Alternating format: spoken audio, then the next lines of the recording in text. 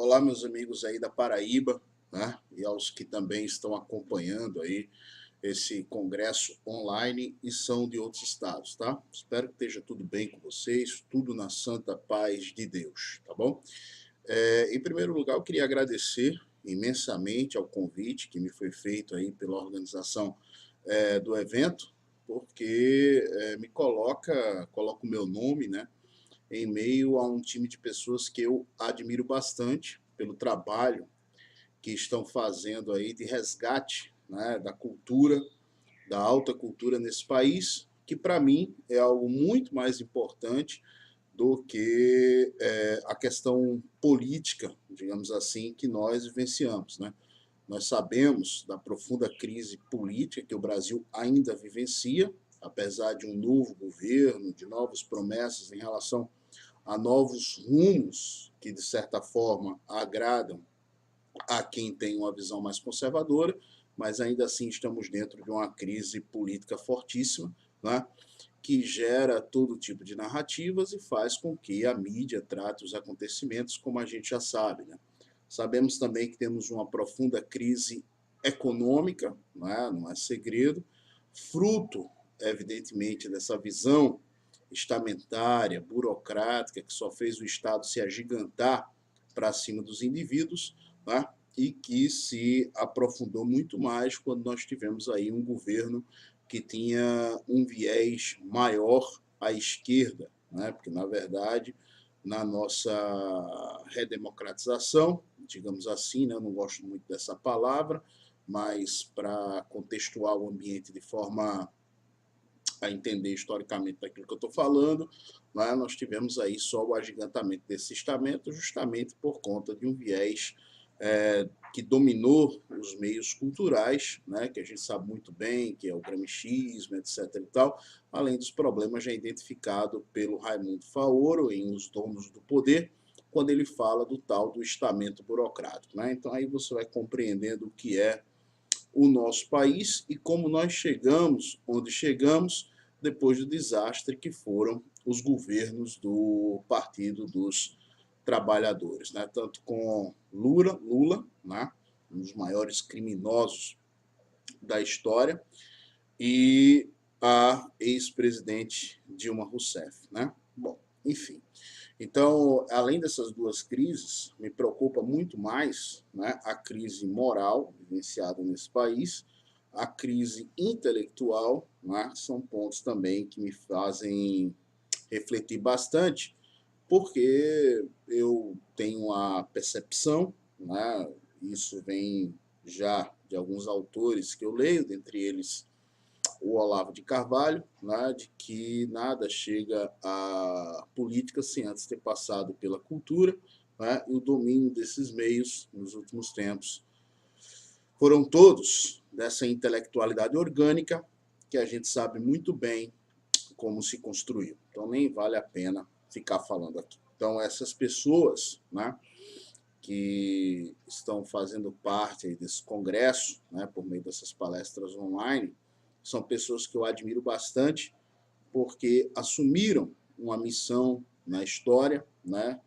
e dedicam seu tempo, dedicam parte de suas vidas a tentar resgatar esse país. Né, e eu busco dar a minha contribuição dentro daquilo que eu posso e das minhas competências limitadas, porque ainda tenho muito que aprender com essa gente. Né? Feito esse prólogo, meus queridos, eu fui convidado, né, para essa palestra online, para essa conversa online com vocês, e fiquei pensando ali no que é que exatamente eu poderia falar, já que ela tinha, né, o evento em si ele tem um caráter introdutório, né, de mostrar as bases filosóficas que estão por trás da visão conservadora, de tentar mostrar o que é o conservadorismo, enfim.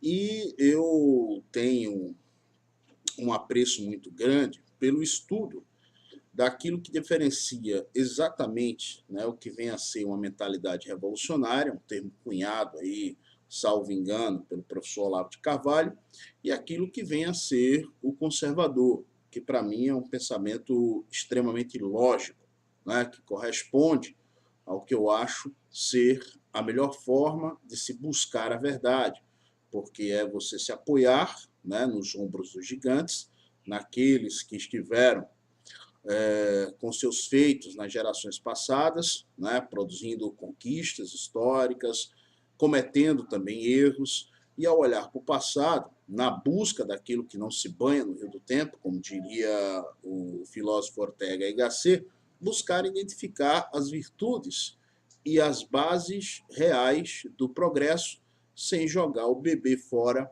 com a água suja do banho. Então, eu optei, né, fiz alguns apontamentos aqui, tá? Optei por iniciar falando um pouco sobre o conceito, digamos assim, o que se pode compreender sobre uma ideologia secular, né? Que tem sido o grande mal, né? Que faz com que as pessoas substituam as suas consciências individuais por determinadas causas, esquecendo muitas vezes que não é a causa que enobrece o homem, né? E ao substituírem as suas consciências individuais sobre essas causas, se acreditam, né, profetas de um futuro, né, defensores de um futuro que nunca vem, né, e passam a justificar os seus atos em nome deste mesmo futuro utópico que reside na crença de uma sociedade perfeita, onde o mal seja extirpado e por aí vai. Então, o revolucionário ele se sente um agente da história, onde todos os seus atos são justificados em nome daquele lugar utópico onde ele quer chegar, né?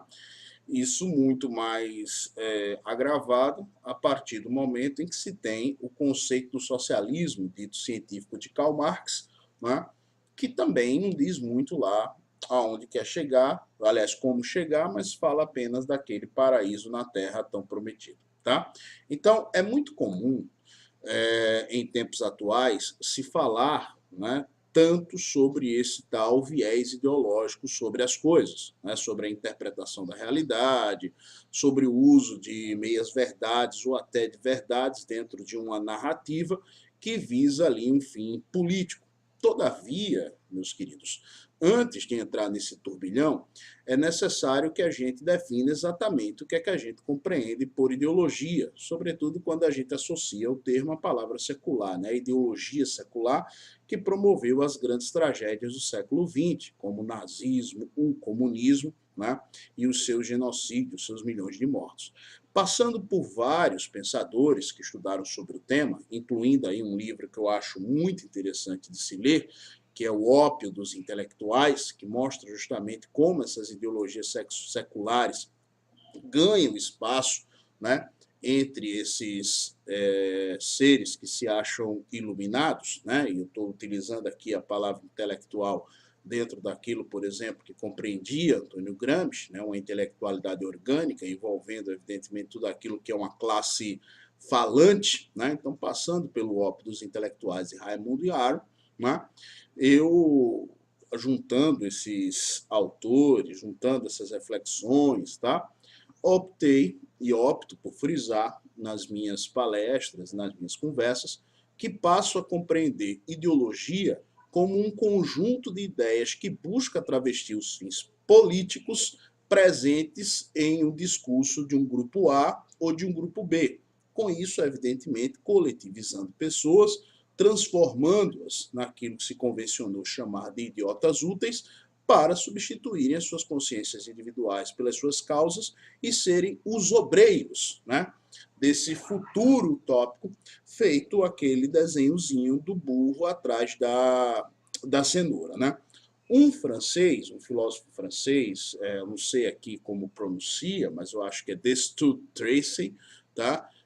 Se a pronúncia estiver errada, eu já peço perdão, mas que viveu aí entre 1754 e 1836, ele colocava a ideologia como uma ciência, né? A investigação da origem das ideias humanas ligadas às percepções sensoriais do mundo externo. Logo, não necessariamente, digamos assim, a interpretação exata do real, né? Mas muito distante do real, moldando assim discursos, né? Já se a gente for levar para as correntes marxistas, a ideologia ela vem como a totalidade, né, das formas da consciência social, o que significa, dentro dessa visão, um conjunto de ideias que legitimaria o poder da classe dominante para justificar o seu domínio sobre os dominados. É interessante que um conservador, né, ou quem se interessa pela postura, quem está começando a estudar sobre a postura, se debruce, né, sobre os estudos que envolvam essas ideologias seculares e a tentativa de compreendê-las. E por isso aqui eu já cito a vocês duas obras que eu considero importantíssimas. A primeira chama-se A Infelicidade do Século, do Alain Besançon, e Os Ditadores, do Richard Overy. Né? Eles trabalham ali mostrando o núcleo central do nazismo e o comunismo, por exemplo, que mesmo tendo diferenças, né, mostram extremas semelhanças. Né, com uma visão pseudocientífica ou cientificista ligada à questão das raças, portanto biológica, digamos assim, tanto que há um discurso sobre a eugenia que o precede, como, por exemplo, as teses do Francis Galton, e, do outro lado, a crença, né, num cientificismo econômico, né, onde a gente tem aquela relação de estrutura e superestrutura do senhor Karl Marx e a compreensão do ser ontológico ligado, né, à relação de trabalho, como se essas relações de trabalho fundassem o homem. Na minha visão, isso já diminui por completo, né, a possibilidade de se entender a complexidade humana como ela realmente é. Né? Por exemplo, quando o Viktor Frankl, né, autor de Em Busca do Sentido, fala dessa questão, ele coloca o homem quase que de maneira não, ele coloca o homem, né, numa tridimensionalidade. Né? O homem não é feito apenas da questão material, mas as questões psicossociais, biológicas, etc., e por aí vai, dando uma amplitude a essa complexidade humana que é resumida dentro do racionalismo político e das visões materialistas. Né? Por isso que o conservador, como diria Thomas Sowell, e mais tarde a gente vai falar um pouquinho sobre isso, já se coloca na posição de uma visão restrita, pois sabe dos limites para se compreender essa complexidade humana, logo a crença de que o ser ontológico de Marx é completamente errado, né? Aquela concepção completamente errada. Bom, em muitos desses autores, né, que estudam sobre as ideologias, a essência de que se trata é mostrar, né, que essas ideologias seculares, né, é algo que massacra a realidade para criar uma falsa consciência das coisas por meio de um ordenamento que eu diria pseudológico, porque dá a aparência de uma lógica, porque ele é extremamente coerente, né? Um ordenamento pseudológico das ideias. Né? O próprio Napoleão Bonaparte, por exemplo, ele já colocava que a ideologia consistia numa deformação completa das ideias para o entendimento do mundo como bem deseja aquele que professa essa fé. Né? Tem uma obra interessante, não é de um conservador, mas que ajuda nesse sentido, chama-se Ideologia e Cultura Moderna, salvo engano, de um cara chamado John Thompson. Ele faz esse estudo da evolução e sai tentando ali definir o termo. É possível encontrar ali algumas coisas bastante interessantes sobre essa visão, né? E transportá-la para pensar as ideologias seculares hoje em dia. Né? O interessante é que no estudo do Thompson fica claro que uma ideologia diz respeito a um simbolismo que atua sobre o pensamento cognitivo, moldando assim a forma de compreensão do mundo, agindo por todos os meios culturais ao mesmo tempo. Músicas, filmes, narrativas, criando ali significados por meio das suas agendas políticas. Né? Nós podemos citar vários exemplos aqui em relação a Hollywood, né? Em relação a como os artistas se comportam dentro dessa intelectualidade orgânica ao darem as suas opiniões sobre aquilo que sequer conhecem, mas se colocando como verdadeiros especialistas, né? E muitas vezes defendendo em um local A uma coisa e no local B uma coisa completamente diferente e até antagônica, como, por exemplo, repudiar, né, o que eles consideram uma ditadura, ao falar do regime militar aqui no Brasil, mas, ao mesmo tempo, fechar os olhos para os genocídios cometidos pelo comunismo. E aqui eu não estou falando nem na União das Repúblicas Socialistas Soviéticas, mas, por exemplo, a inspiração clara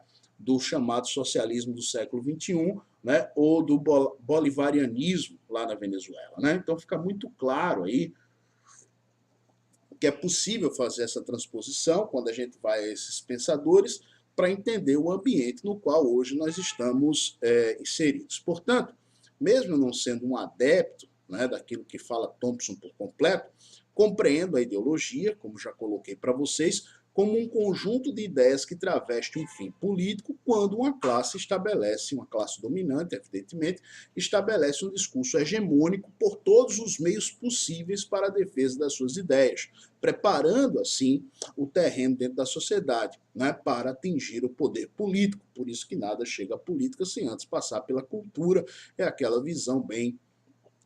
se a gente for aqui usar, a gente vai poder fazer uma análise sobre aquela visão bem gramsciana mesmo. Né?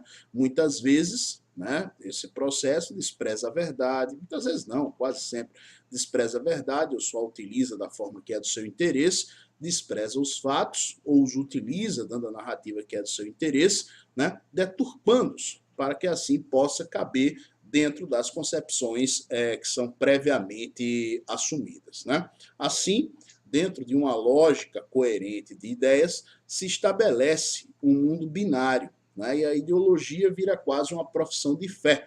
Os que comungam com essa ideologia o bem e os que não, o mal. Portanto, podem ser pessoas a serem eliminadas, porque estão atrapalhando a vinda do futuro, né? Do novo mundo, do novo homem. No nefasto nazismo, por exemplo, né? Que foi um regime nefasto, com os seus milhões de mortos, as ideologias já trabalhavam nesse sentido. Né? A ideologia, perdão, já trabalhava nesse sentido. O próprio Goebbels frisava isso, né? Por sinal, dentro de métodos propagandísticos inspirados já na forma como os bolcheviques agiam lá na Rússia. Né? Quem diz isso não sou eu. Quem diz isso é um sujeito que analisa os textos do Goebbels numa biografia de Hitler chamado Joachim Fest. Tá? Acredito que seja uma biografia do Hitler que merece ser lida. Né? Então, nazismo e comunismo, que são as piores tragédias do século XX, com os seus milhões de mortos, possuem determinadas semelhanças profundas, né? Apesar das diferenças das concepções dentro de suas ideologias, e por isto nunca é demais frisar que são dois lados de uma mesma moeda, e que se distinguem completamente daquela visão conservadora moderna fundada lá no Edmund Burke. Logo, meus caros, quando conservadores afirmam, né, que a postura que nós assumimos ela é filosófica e anti-ideológica, como, por exemplo, é possível notar ao se ler Michael Oakeshott, né, a busca por sair desse viés ideológico, né, é querer dizer que é muito mais importante buscar sempre a verdade, retomando aos princípios básicos da filosofia por meio de métodos investigativos e por meio de análises que respeitem os fatos, identifiquem as correntes de poder atuantes sobre determinadas ideias e que, por consequência, atuam sobre nós mesmos. Né? Identificar essas correntes de poder, né? Salvo engano, me perdoem se eu estiver equivocado, mas acho aqui que dá até para puxar para uma compreensão maior se vocês começarem a estudar, por exemplo, o que significa a anamnese dentro do processo de investigação filosófica, né? É, por sinal, não a anamnese, mas essa forma de compreender a realidade sem esse viés ideológico, é a lição, ao meu ver, de Michael Oakeshott, um pensador ainda muito pouco conhecido aqui no Brasil, infelizmente, quando ataca o racionalismo político e a fé política. Né? O compromisso, né, assumido ali por Michael Oakeshott é a busca pela verdade. né, retirar esse viés ideológico na realidade é buscar a compreensão das coisas em sentido mais abrangente possível, ampliando assim o nosso horizonte de consciência com atenção ao que envolve a imensa complexidade humana e não somente ao prévio mundo binário ideológico, né, onde não há degradez, né, ou é preto ou é branco, onde tudo será compreendido pelas posturas políticas já previamente antecipadas, colocando os fatos conforme se encaixem dentro de uma narrativa, né? A ideologia, nesse sentido, tem um papel da ocultação dos fatos ou utilização de meias-verdades para confeccionar resumos interpretativos da realidade, onde o principal acaba por ficar fora do resumo. É por isto que muitos conservadores, em sentido filosófico, chamam a atenção para se analisar qualquer que seja o governo, pouco importando o seu espectro político, por aquilo que ele realmente é e por aquilo que ele realmente faz, e não simplesmente pelos conceitos dicionarísticos, né? Do dicionário político, enfim. Ao invés de analisar esse governo simplesmente por aquilo que seus detratores gostariam que fosse ou por aquilo que seus defensores mais ferrenhos gostariam que ele seja, né? Oakeshott criticava, né, nos ideólogos de plantão, o que ele chamava de uma ilusão racionalista, né, que é a crença de que um conjunto de ideias oriundas de um racionalismo político, ao pensar o mundo perfeito e tentar justificá-lo, né? O que ele sempre buscava? O que essa ilusão racionalista sempre buscava? Ela buscava entregar respostas prontas para alcançar, né, coisas que eram defendidas por meio de jargões, como a fraternidade universal, justiça universal, luta contra a corrupção, porque é claro e evidente que esses jargões passam a encantar qualquer um, né? Se a gente for organizar uma passeata contra a corrupção, é capaz até de políticos reconhecidamente corruptos se fazerem presentes, porque quem vai dizer que é a favor da corrupção, por exemplo? Né? Então esses jargões eles se esvaziam de sentido, né, para esconder outros interesses políticos por trás. Por sinal, né, é aquilo que o Jardim das Aflições também consegue mostrar quando faz aquela reflexão lá sobre o debate em relação à forma como era utilizada a palavra ética, né, salvo engano, no Jardim das Aflições. Então, eu já sugiro aqui de antemão, pessoal, a leitura, né, do conservadorismo do Michael Oakeshott, né?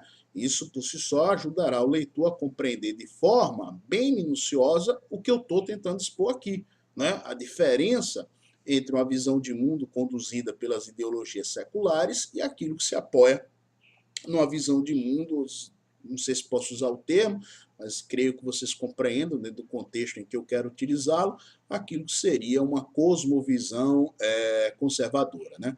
Por essa razão, que para Michael Oakeshott, o conservadorismo ele não é uma ideologia, né?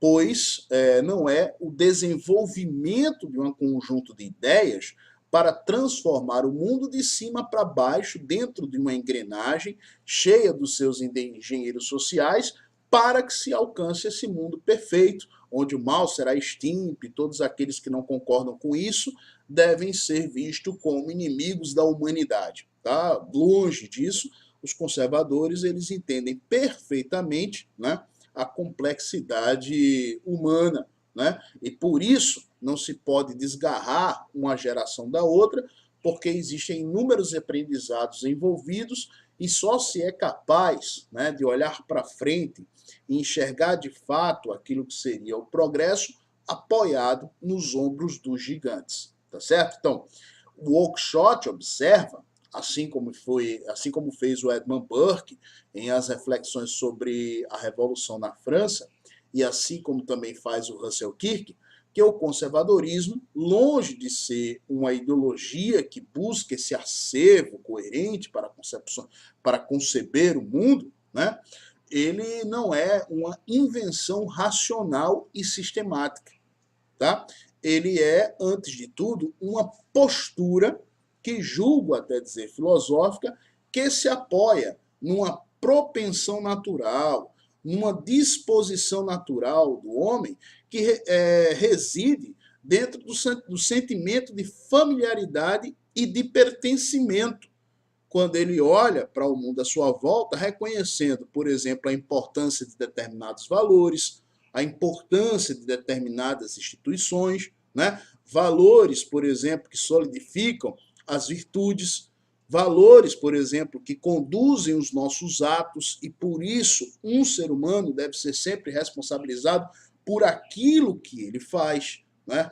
Evitando esse discurso aí de uma culpa coletiva e abstrata sobre a sociedade, que acaba fazendo com que toda a sociedade seja culpada por determinados males e assim se alimente o desejo de mudá-la por completo em busca da perfeição, né? Extinguindo os seus pilares, extinguindo tudo aquilo no qual ela se apoia, porque ao mesmo tempo que se tem essa abstração, onde se culpa todo um corpo social, né, o indivíduo, né, ele acaba não tendo culpa alguma, por exemplo.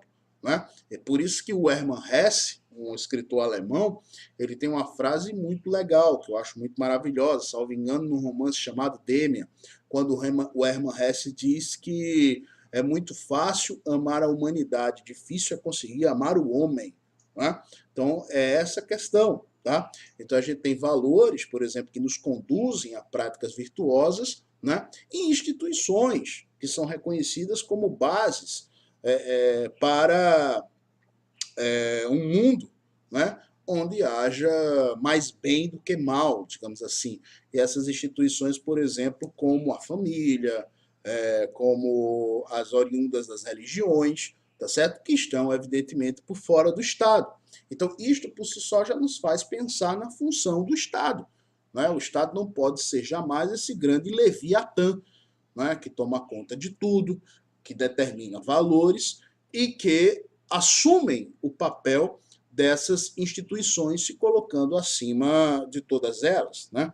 Como é presente na maioria das engenharias sociais e como defende a maioria das ideologias, já que precisam tomar o Estado para si para impor, por meio da força, aquilo que enxergam. Né? Isso faz, por exemplo, com que o Michael Oakeshott entenda o perigo de sobrepor à realidade um projeto ideal de sociedade, desprezando aquilo que para mim é óbvio, que partimos, no observar da realidade que nos cerca, de uma sociedade preexistente, que acumula instituições e valores que, ao longo da história, demonstram, né, na prática, que trazem resultados positivos por meio das descobertas de experiências, de conquistas, etc., bem como a possibilidade de nós reconhecermos os erros cometidos ao longo da história para buscar corrigi-los, né, para buscar refletir sobre eles. Para mim, este é um sentimento óbvio, muitas vezes, né, desprezado pela razão articulada, né, esse racionalismo político, dos que se sentem iluminados, né, por terem desenhado lá em um guardanapo qualquer a fórmula da sociedade perfeita. Né? Então, esse sentimento, né, que pode ser algo que se perde quando nós destruímos as nossas raízes por acreditar que uma geração pode ser uma folha em branco, como fazia, por exemplo, o revolucionário Thomas Paine, né? Esse sentimento, quando ele se perde, nós deixamos de buscar aquilo que eu já citei aqui na frase do Ortega y Gasset, que é o que não se banha no rio do tempo, né? Que são aquelas questões centrais da existência humana, né, travadas dentro de métodos investigativos filosóficos, como fizeram os gregos, né, para refletir sobre o bem, sobre a moral, sobre a própria forma como a sociedade se organiza, enfim, tá certo? Então, isso é, para mim, um ponto importantíssimo para a compreensão do conservadorismo. Eu espero, meus caros, que eu esteja conseguindo ser claro para vocês, tá? Dentro dessas colocações. E o meu objetivo aqui é, evidentemente, fazer algo bem introdutório, mostrando essa diferença de concepções, tá? Se nós olharmos para os milhões de mortos do século XX, né, entre guerras e ideologias nefastas, né, e o comunismo sendo a maior tragédia de todas, temos ali, por exemplo, já um aprendizado, né, para percebermos claramente o que é que nós precisamos evitar, para não condenar futuras gerações e até a nossa geração aos mesmos erros, né, que consistem, que são, digamos assim, consistem não, esses mesmos erros que são alimentados, né, por essa paixão cega, por essas ideologias que resumem o mundo à sua visão ilimitada, entre aspas, que é como eles se veem, ao mesmo tempo em que os adeptos dessas paixões se veem como os solucionadores de todos os problemas, né? E aqui, né, é importante citar uma obra que eu acho que traz uma reflexão profunda sobre a visão que se pode ter a respeito da complexidade humana, que é a obra Conflito de Visões, do Thomas Sowell. Por isso que aqui eu quero falar um pouquinho daquilo que o Thomas Sowell colocava como visão irrestrita, né? Repito, está lá num livro chamado Conflito de Visões.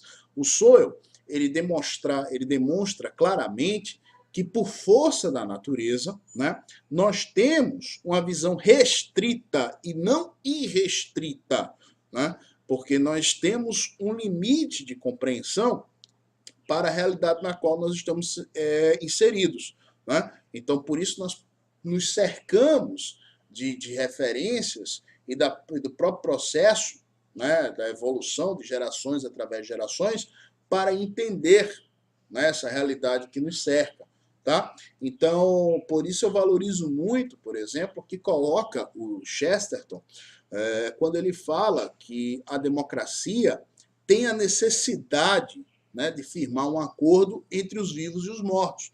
Claro que ele constrói isso dentro de uma linguagem metafórica, mas essa questão, né, de buscar esse acordo, a democracia dá voz aos mortos, é justamente subir nos ombros dos gigantes para aprendermos, né, para pensarmos, né, dentro daquilo que eles já, de certa forma, pensaram e descobriram. Não se pode desprezar essas raízes.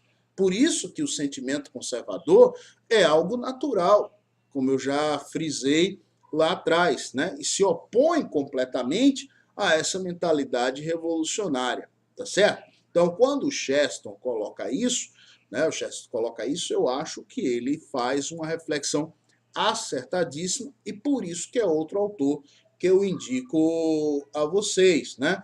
Porque, meus caros, isto está longe, né, a postura conservadora, de ser um reacionarismo, digamos assim, tá? Mesmo a gente utilizando, muitas vezes, até por xiste, por piada, né, dentro da guerra de narrativas, o termo reaça e tal, né, o reacionário, né, o reacionarismo, ele guarda a sua utopia na ideia de um passado perfeito, né, ao qual nós precisamos voltar. Né?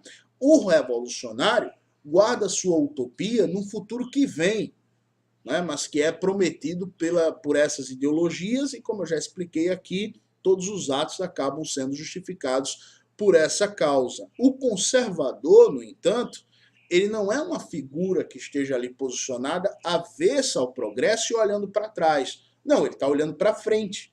Tá? Só que ele não trata o progresso como um mero mito. Né? Olha, se há progresso é porque é bom, e por si só é bom. Isso é um mito progressista. Tá? E o conservador ele vai olhar para este mito e vai dizer, peraí, né? A quem cabe o ônus da prova, né? Dessas mudanças que estão sendo postas de cima para baixo, desrespeitando tradições, desrespeitando valores, desrespeitando costumes, desrespeitando visões religiosas, porque faz parte do homem o direito a uma visão transcendente quando ele, em sua consciência individual, está buscando um sentido para a sua vida.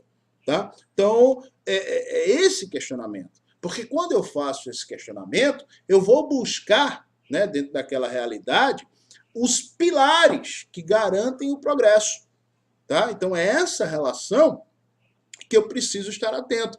E esta relação, evidentemente, se dá quando nós temos a consciência da restrição das nossas visões, porque a complexidade humana é grande, né? Ela envolve aí um degradê que não cabe no mundo binário, aonde quem não esteja dentro daquela profissão de fé, de uma ideologia, é necessariamente um inimigo. Ou como diria um pensador de esquerda aí, né, que colocou que para estes seria necessário uma boa pá, uma boa cova, uma boa espingarda, e por aí vai, entendeu? Então, o conservador, repito aqui, ele não é avesso à mudança nem avesso ao progresso, mas simplesmente um questionador desse mito do progresso pelo progresso, quando empurrado goela abaixo, dentro de uma estrutura de uma engenharia social, né, justificado por uma ideologia e que visa destruir tudo, como, por exemplo, agora faz o globalismo. Né? O globalismo, o que é que ele é? A tentativa de empurrar de cima para baixo, né, uma concepção universal de um mundo atrelado a uma única fonte de poder e mando, lidando com o comportamento das pessoas, fraudando democracias, destruindo soberania de países e por aí vai, tá certo? Então, é isso que a gente precisa compreender, tá certo? Porque se a gente for levar em consideração apenas algumas causas, não é a causa por si só que enobrece o homem, como já diria aí, salvo engano, o Olavo, né? Colocou isso muito bem, tá certo? Não é uma causa que enobrece o homem, porque muitas vezes esta causa, tá certo? Ela está sendo ali proferida, mas por trás dela os objetivos são completamente outros. É por essa razão, né, que uma das maiores forças do progresso na humanidade, né, do verdadeiro progresso, por exemplo, né, aquele que se sustenta, digamos assim, e eu defendo isso piamente, o cristianismo. Tá? E eu defendo isso com base em historiadores como Christopher Dawson, Thomas Hood Jr., tá certo? E a Regina Pernoud, tá? Que são historiadores que mostram claramente o que a cosmovisão cristã conseguiu oferecer. Né? É dela que surgiram orfanatos, hospitais, universidades, até mesmo, né, aquilo que eles tentam colocar como sendo obscurantismo, quando nunca foi. Né? Porque esse obscurantismo, entre aspas, na verdade, é o espalhar de luzes, né, que permitiu a reanálise de Aristóteles, que permitiu o desenvolvimento de pensamento científico, que permitiu Santo Tomás de Aquino, Hugo de São Vito, Agostinho, né, Santo Agostinho, e por aí vai. Né? Se a gente for citar aqui os campos científicos, por exemplo, Gregor Mendel, né, eu esqueci agora o nome dele, mas o próprio pai da teoria do Big Bang está dentro da igreja. Tá? Isso não significa dizer, evidentemente, que cristãos não erram. Como eu já disse, os indivíduos têm que ser vistos como indivíduos e os atos cometidos por eles responsabilizados. Mas foi esta cosmovisão cristã, consequentemente cristãos, porque nenhuma cosmovisão anda sozinha por aí, né? As pessoas é que agem, os homens é que agem, né?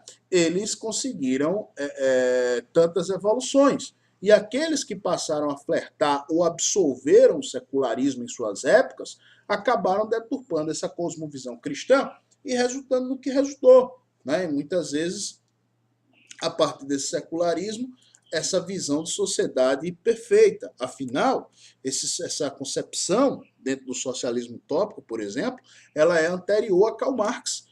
Né? Havia muito disso, pois já era possível, por exemplo, identificar esse racionalismo político denunciado por Michael Oakeshott. Né? Aliás, identificar esse racionalismo denunciado por Michael Oakeshott, por exemplo, na tentativa de Tommaso Campanella descrever uma sociedade perfeita lá no clássico A Cidade do Sol. Eu indico aqui que vocês leiam esse livro, A Cidade do Sol. Né? Essa visão racionalista de uma sociedade perfeita se faz presente lá. Lá se tinha a crença profunda em uma sociedade posta de cima a baixo para fundar o novo homem e o novo mundo, né? A compreensão melhor do que o que eu estou expondo aqui, meus caros, ela pode ser ampliada e deve ser ampliada por vocês quando vocês, por exemplo, confrontarem esse processo de debate entre a mentalidade revolucionária e a visão conservadora, né, em obras interessantes. Eu cito aqui um dos debates que muito me anima, que é o do Thomas Paine com o Edmund Burke, né, sobre ali o processo da Revolução Francesa. Para mim, é um debate fundamental para entender as raízes da política moderna. Cito aqui uma obra, por exemplo, introdutória a esse debate, se vocês não forem direto à fonte, que é os livros do Paine, os livros do Burke, que é um livro, O Grande Debate, do Yuval Levin. Né? Para mim, esse livro ele merece ser lido, tá certo? O Paine, né, o Thomas Paine, por exemplo, ele tinha essa crença de que uma geração poderia ser desprendida da outra para encontrar a sua própria verdade, como se ela fosse uma folha em branco, como se tudo nascesse, né, em uma folha em branco, né? E por conta disso, o Paine acabou defendendo lá a Revolução Francesa da forma como ele defendeu, enquanto Burke, reconhecendo, né,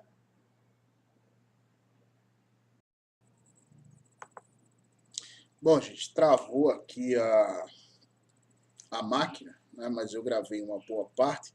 Eu espero aí o pessoal consegue fazer a junção dos vídeos para vocês, tá? Peço desculpa, mas vou retomar exatamente de onde parei, né? Então, enquanto Paine tinha aquela visão que eu citei, o Burke, reconhecendo os problemas reais de uma sociedade, fazia reflexões em um sentido oposto e defendia que uma geração atual não poderia se desprender da outra, nem desprezar que as conquistas estão fundadas em profundos alicerces, né? Enxergava o Burke já ali as consequências trágicas desse racionalismo político que mais tarde é tratado de maneira tão profunda pelo Michael Oakeshott. A história da Revolução Francesa, por si só, quando analisamos o pensamento revolucionário de Robespierre, né, já mostra isso por conta de todos os desdobramentos posteriores. Né? Eu costumo dizer, em tom de xiste, né, que a Revolução Francesa foi a abertura das portas do inferno para tudo que a gente entende hoje como racionalismo político moderno. Né?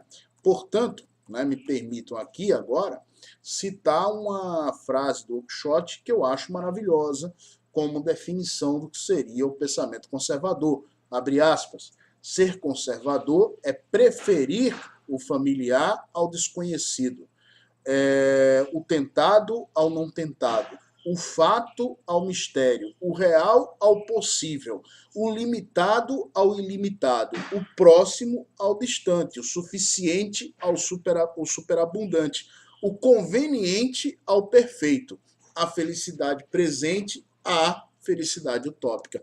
Eu acho que essa definição do Oakeshott, ele é um ponto de partida excelente para entender justamente por que, né, na minha visão, o conservadorismo ele é, em essência, anti-ideológico. Né? E sabemos já claramente onde esse tipo de visão de felicidade utópica nos leva, né? Que são cadáveres e mais cadáveres. Por fim, meus queridos amigos, eu queria citar aqui, mais uma vez, só para fixar, a visão restrita e irrestrita do Thomas Sowell. Né? Aqueles que possuem a crença na visão restrita passam a acreditar, irrestrita, tá? Passam a acreditar que a natureza humana pode ser moldável e, dessa forma, assumem o compromisso de desenvolver, né, esta visão dentro de aspectos amplos, né, como ter a moral perfeita para ser adotada pela coletividade, né? Ter a concepção perfeita do homem para ser adotada pela coletividade e assim fundar esse novo mundo e esse novo homem, extirpando completamente o mal. Por melhor que seja a intenção em alguns casos, vale lembrar que de boa intenção o inferno está cheio e esses iluminados projetam a igualdade utópica que tende a acabar com a liberdade, né? Ao deixar de fora da equação a complexidade da natureza humana tão dita aqui. Já aqueles que apoiam uma visão restrita entendem o homem como um ser com suas próprias limitações, oriundas da sua própria natureza, e que não muda de forma tão fácil, pois cada ser humano, né, é um universo, entre aspas, em si mesmo, digamos assim, com suas experiências, angústias, aflições, medos, sentimentos, enfim, por aí vai. Então, a primeira é utópica e deseja que o corpo do cliente, né, se adeque à roupa do alfaiate. A segunda, sabedora de suas limitações, não desacredita em avanços e mudanças, mas tende a compreender de maneira profunda essa natureza do homem, né, que é a essência da liberdade e dos valores que devem ser preservados e estimulados para que o bem floresça, ciente, entretanto, de que o mal nunca será exterminado da sociedade porque ele existe. Né? É preciso combatê-lo? Sim. É preciso buscar melhorias? Claro. É preciso lutar por justiça, pelas virtudes? É evidente que sim. Ninguém está dizendo o contrário. Porém, até para isso, nós precisamos, por exemplo, de uma moral objetiva que não fique ao sabor das ideologias e seus fins políticos. E isso não é por meio do Estado. Né? Isso não se tem por meio do Estado, mas justamente com foco naqueles valores e instituições que até aqui a gente discutiu. Esta moral encontra apoio em uma cosmovisão transcendente, né, ou imanente, que não pode ser compreendida pelo mero racionalismo político ou pela ideologia. Daí o conservador ter o respeito às tradições, religiões, culturas, sem, né, aquele relativismo posto pelo progressismo, como multiculturalismo, etc., que observa tudo como uma mera construção social. Né? Muitas vezes essas visões em conflito possuem até premissas iguais ou semelhantes. Exemplo, a busca de justiça para com os mais pobres e necessitados. Né? Como se só eles tivessem essa virtude e os outros não. A questão é, tá, tudo bem, como é que eu vou buscar e promover essa justiça? Essa é a questão. Se eu perder isso de vista, tal coisa, né, tal discurso, vai ser apenas um linguajar inflamado cujas práticas podem ampliar o abismo que finge combater. Né? É o caso, por exemplo, dos bolcheviques, que, em nome do combate a uma tirania, foram muito mais tiranos e muito mais perversos do que tudo aquilo que já tinha acontecido na Rússia. O conservador, portanto, reconhece essas limitações e trabalha com elas. Né? Por isso tem um apego ao aprendizado em relação ao passado e para manter, né, sempre no seu horizonte o que deu certo, né? Para que não se jogue o bebê fora com a água suja do banho, tá? Bom, eu espero ter sido claro e objetivo, né? Relembro apenas que a minha preocupação aqui de citar algumas obras é uma tentativa de ampliar esse nosso diálogo, pois eu quero que vocês vejam esse vídeo como um ponto de partida, jamais e nunca como um ponto de chegada, porque eu sou apenas uma coisinha pequena nesse universo de tanta coisa que vocês precisam ouvir e ver, e talvez até eu esteja ocupando o tempo de vocês. Mas é isso que eu tinha a colocar. Eu agradeço demais. E dito isso, meus amigos, eu espero ter tocado aqui em pontos importantes dessa introdução que me foi recomendada para este evento, né, que eu já falei da importância dele para o país. Que Deus abençoe a todos nós nessa luta para que sejamos, como bem lembra Santo Tomás de Aquino, homens a serviço da verdade, tá? E jamais homens que queiram ser donos dela, pois a verdade, dentro da cosmovisão que eu defendo, não é uma ideia, mas um homem, nosso Senhor Jesus Cristo. Tá? Então, que Ele ilumine as nossas consciências, nos faça instrumento do bem para com o próximo, para nós mesmos, e que Ele cresça em nós para que nós venhamos a diminuir, né, nessa tarefa e executar essa tarefa de sermos instrumentos. Fiquem com Deus, meus queridos, que nosso Senhor Jesus Cristo abençoe a todos vocês e mais uma vez, muito obrigado pela oportunidade. Fiquem com Deus.